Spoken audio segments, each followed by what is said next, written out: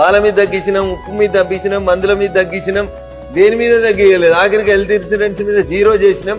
GST తగ్గించి మీ ఇంటికి నెలకు 15,000 రూపాయలు ఖర్చు తగ్గించినాం. జీఎస్టీ తగ్గించి మీ ఇంటికి నెలకు 15,000 రూపాయలు ఖర్చు తగ్గించినాం.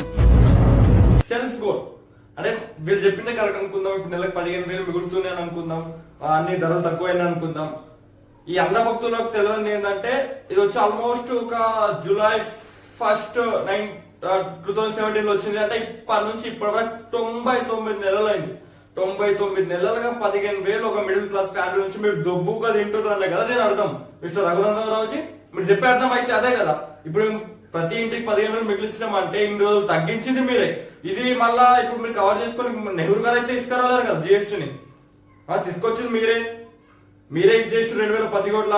ఇప్పుడు నెలకు 15,000 అంటే 99 నెలలు అయింది ఇప్పటి వరకు జిఎస్టీ వచ్చి. 99 నెలల మీరు ఒక దగ్గర 15 లక్షల రూపాయలు మీరు గరీబ్ దగ్గర నుంచి దోచుకొని తిన్నారనే కదా.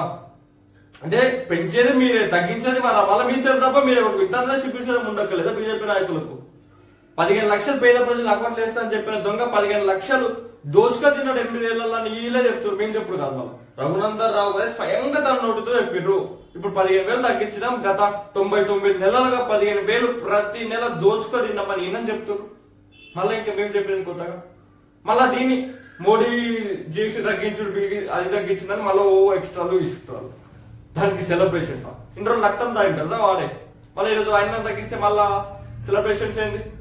కొంచెమన్నా ఇది చేసుకోవాలా, కొంచెమన్నా బుద్ధి ఉండాలా బీజేపీ నాయకులకు, అంధభక్తులకు. చదువుకుంటే తెలుస్తాయి అన్నీ.